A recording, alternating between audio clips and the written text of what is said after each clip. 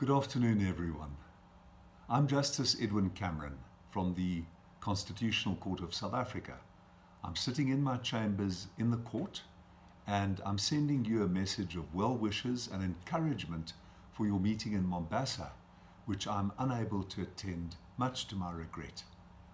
I mentioned that I'm sitting in the court because it's important to the message that I want to give to you. First of all, I'm a person living with HIV. I was infected with HIV 33 years ago. I was diagnosed 32 years ago, and 21 years ago I fell very severely ill with AIDS. I was able to reclaim my health and my strength and my life joy over the last nearly 21 years through the use of antiretroviral treatment. Now, that treatment came to me because I had the money to afford it. But in South Africa, we now have a massive publicly funded treatment program for HIV. Around about 4.5 million South Africans like me owe their lives to HIV treatment, which is effective. It's kept me well, it's kept me healthy, it's kept me strong and vigorous over these last few years. But that program didn't come from the air. It wasn't a gift from government. It didn't descend from on high. It was fought for. And those are the points that I want to make. First of all, the Nairobi strategy, which many of you who are in Mombasa for this meeting were present at when we formulated it 2 years ago in Nairobi, emphasizes a number of aspects about how to deal with TB. In doing so, we must pause for a moment to recognize the ferocity and the ambit of this epidemic of TB, often interlinked with deaths from AIDS. It's an unseen killer often, it's an unknown killer often. Like AIDS, it's a silent killer. But I emphasize in responding to it what we have already emphasized in the Nairobi strategy. First of all, that we need those who are affected by TB, the families, the communities, the individuals, to be involved in this struggle. We need to hear from them. We need to respect their views. We need to take their views into account and to act on them. That's a lesson that we struggled for in the HIV epidemic, because also we were stricken by silence. We too often still are stricken by silence about HIV because of shame, because of stigma. TB doesn't, I don't think, and some of you I know will differ from me, have quite the same shame and stigma as HIV does. I know it has. Some people living with TB told me that there is considerable shame and stigma attached to having TB, to being sick from it, and I accept that. But I think the extent of the disabling, internalized shame from HIV and from AIDS is absolutely massive.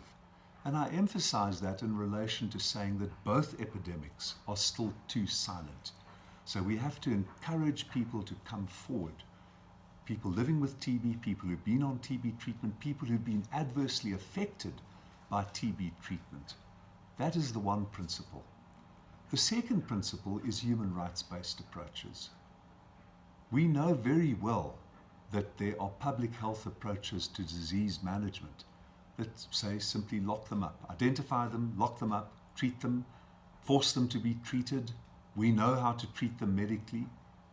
Well, we know what the effect of those approaches are. They are catastrophically counterproductive for differing reasons in relation to both TB and HIV. With HIV, when you seek to medicalize and criminalize and authoritarianize the epidemic, people don't come forward for testing, they don't want to be identified, they don't want to receive counseling, they don't want to receive treatment, they're even less willing to talk about it. So we discovered quite a long time ago in this epidemic of HIV and AIDS, we discovered that human rights-based approaches are the correct approaches. You treat HIV as a human rights issue in which the human rights of those living with HIV and AIDS and those at risk of it are central to the public health approach to the epidemic. I'm a proudly gay man, proudly living with HIV. There are sex workers injecting drug users, prisoners, marginalized communities living with HIV and AIDS who are most at risk of it. We incorporate their concerns, protection for them, equal rights for them, concern for their dignity in our approach. And what do we get? We get sound, sensible, just, and effective public health approaches to the management of the entire population at risk of HIV. And the same applies for TB as well. So those are my two messages today. I think there are particular reasons for me to emphasize the involvement of those with TB at risk of it and those who've been treated for it.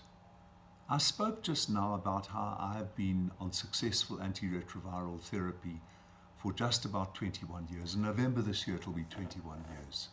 I'm very grateful for that, but I feel no self-satisfaction and no complacency about it. The one reason is that so many people are still too scared to come forward for testing and to get onto treatment. And it's stigma that's killing them, the very stigma that I mentioned earlier. Another reason is that many of the world's most marginalized, most vulnerable, most impoverished communities still don't have the antiretroviral treatment that I and so many of my fellow South Africans are getting. So no cause for self-congratulation. But with TB, there's a particular reason why I feel no cause for my self-congratulation. I'm very grateful that my antiretroviral treatment is working and that it's working relatively easily and that it's quite easy to put people recently diagnosed with HIV onto treatment. With TB, it's much more difficult. And I say this with an enormous sense of care and of humility. TB treatments are still difficult. Many of them are agonizingly difficult. They put at risk elementary life capacities. So we need you to speak about that. Many of you have experienced what it is like to start treatment, to feel the effects at the end of your limbs, in your nerves, to see what happens to your ordinary life capacities when the TB treatment starts kicking in. And we also need you to advocate for further scientific research. We need you to advocate for the right types of scientific research. We need you to come out clamantly and to demand that the scientific community, that the medical health community, that health carers, that politicians, that public figures, that they all are attentive to how big this epidemic is, to what the demands in it are, and to your concerns as people with TB, those who've been treated for it, and those who are at risk of it. So with that message, I say, my regret that I'm not in Mombasa with you. I hope to join you at a further meeting. There will be a progress plan. There will be a handbook. There will be further statements from the meeting. I look forward with pride and joy. I send you all my care, my concern, my fond good wishes, and my strength to you for a wonderful meeting. Thank you.